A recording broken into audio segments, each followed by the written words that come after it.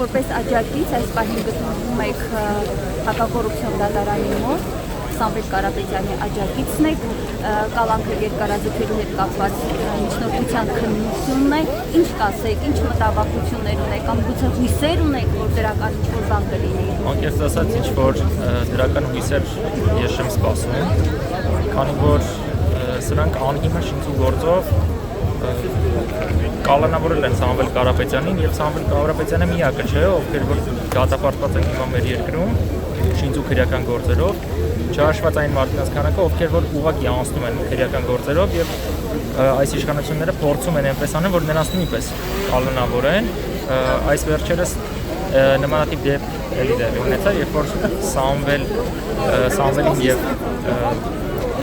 Սամվել Կարապետյանից բացի կալանավորեցին նաև Սամսոնյան Նարեկին եւ Սաղաթելյան Վազգենին, այսինքն ստացվում է մի պատկեր, որտեղ որ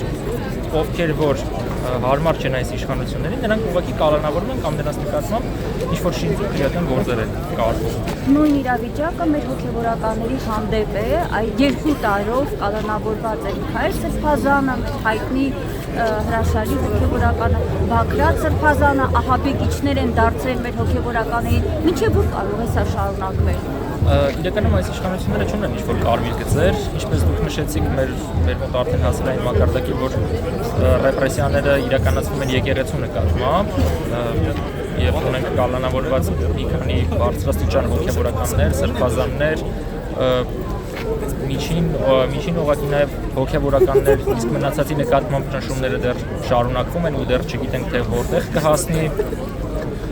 Ու այս ամեն ինչի մեջ հասկանալ թե իշխանությունները որտեղ կհասնեն եւ որտեղ է նրանց սահմանակիցը սահմանված,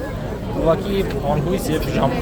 անիմաստ ժամանակի կորուստ process է։ Իսկ որպես երիտասարդ մտավախություն չունեք, որ մեր երկիրը դրսի օրակարգով է թելադրվում եւ այս բոլոր հրահանգները գալիս են թշնամական պետություններից, դե մասնավորաբար օրինակ Թուրքիա, Ադրբեջան։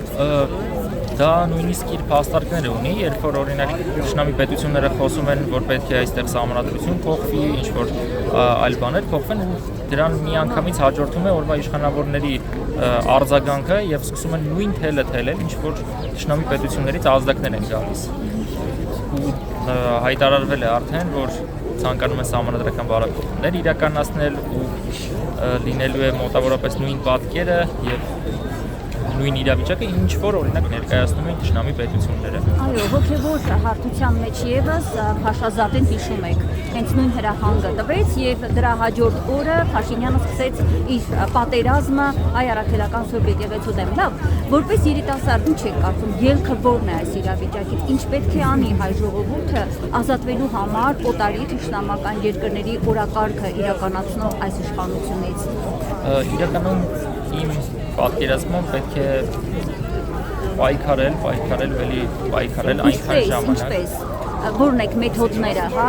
տեսեք 2022, 23, 21 թվականին ավելի շատ, թե ընդդիմությունը փողոցում էր, ակտիվ գործողություններ, բայց տեսանք, որ գնալով այդ պայքարը հանգավ։ Ինչպես ուրեմն, ինչ գուցե այլ մեթոդներ են պետք։ Նայեք,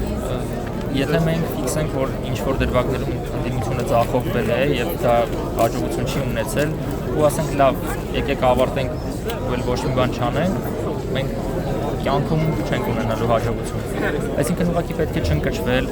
պետք է օրվա թելադրանքով թե այդ բան որն է ամենաակտուալ տարբերակը ու այդ տարբերակով պայքարը շարունակել եւ միանալ այն process-ներին, որը որ այդ պահին գեներացվում է։ Ու այս վերջերս օրինակ գեներացվել էր impeachment-ի process-ը, այս պայդրությամբ ուրիշ